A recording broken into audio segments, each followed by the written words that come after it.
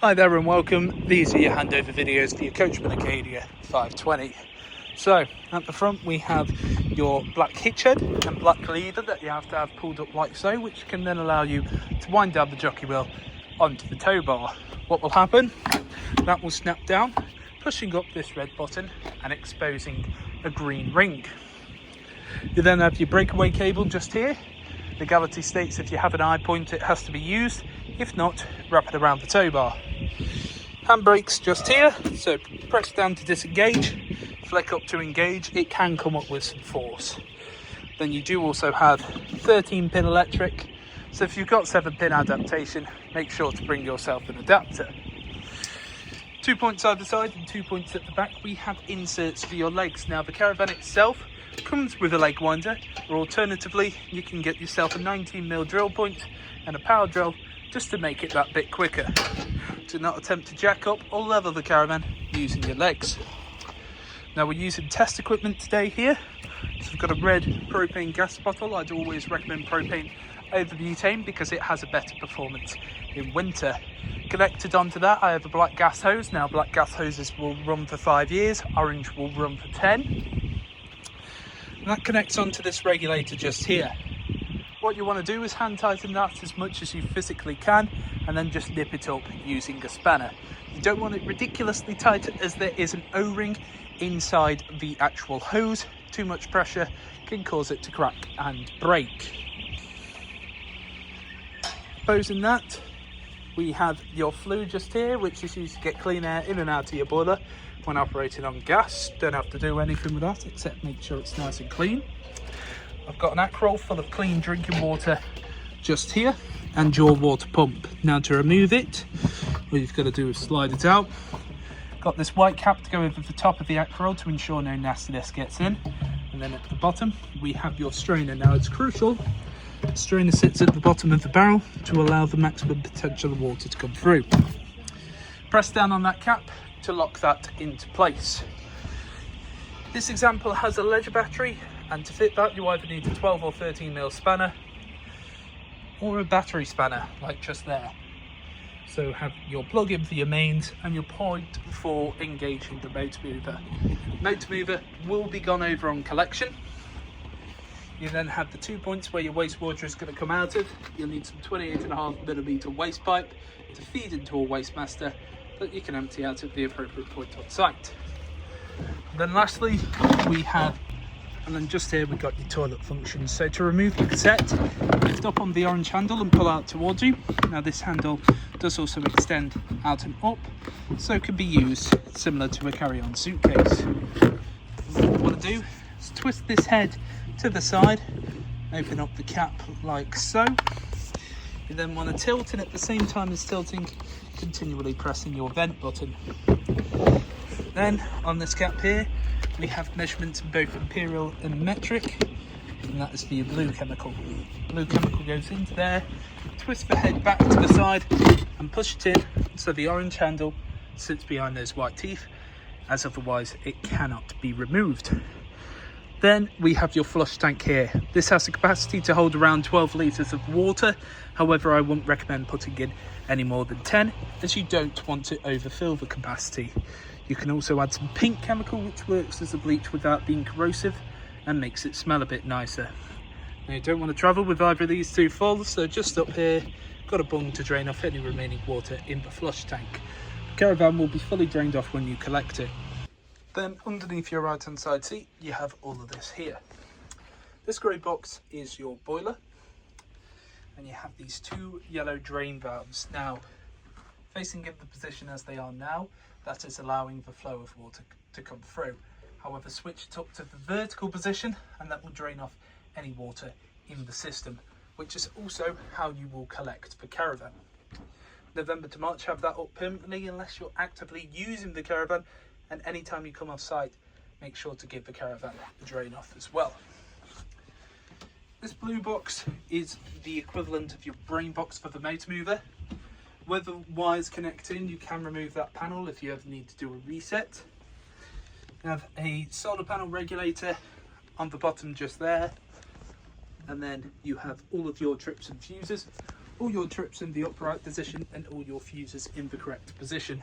I'd always recommend carrying some extra fuses across the van. And here we have your toilet function.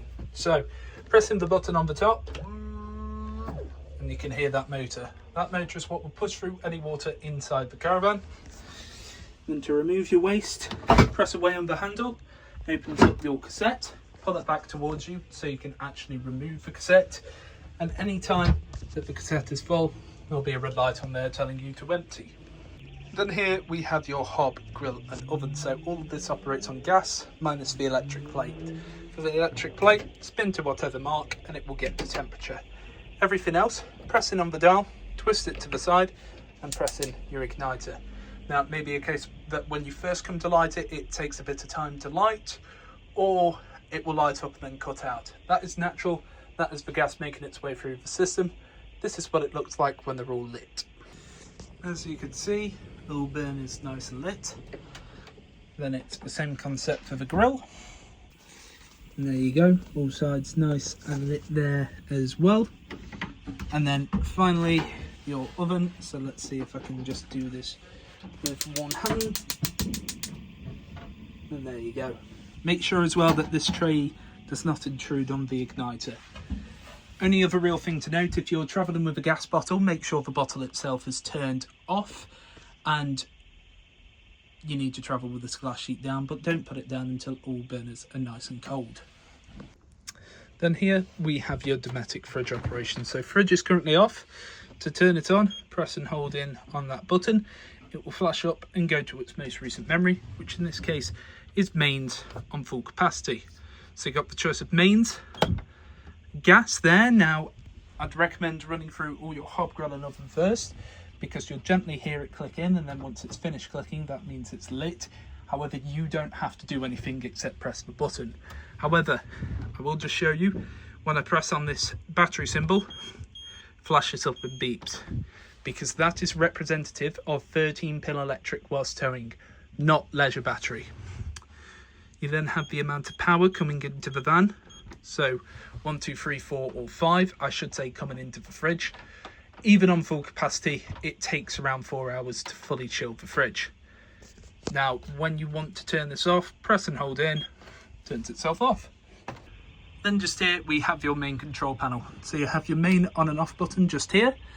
You then have internal lights, so you can see turning on and off just there. Awning light just here, so press that in. Awning light comes on.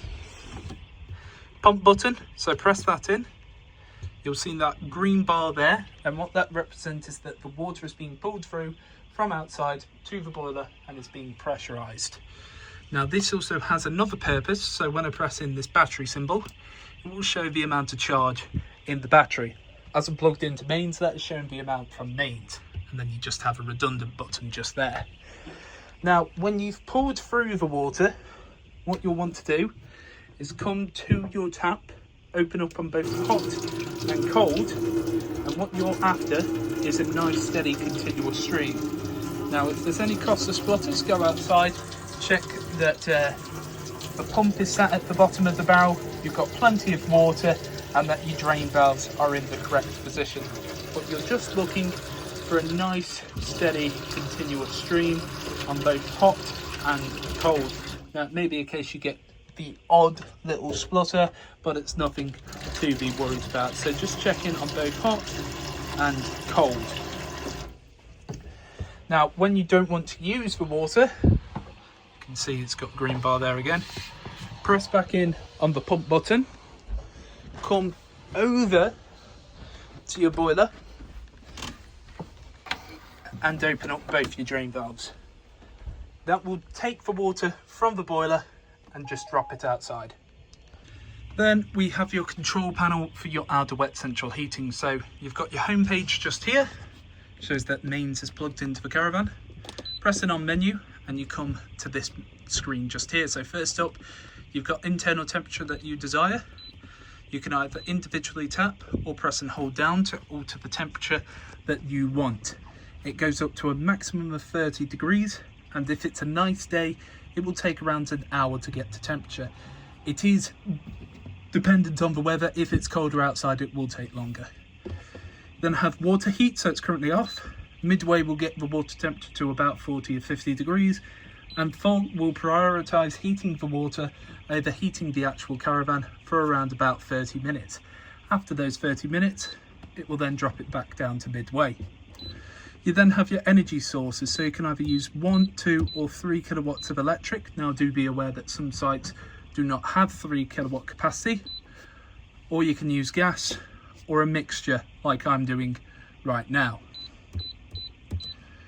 Then you have this cog here, which is for your additional settings.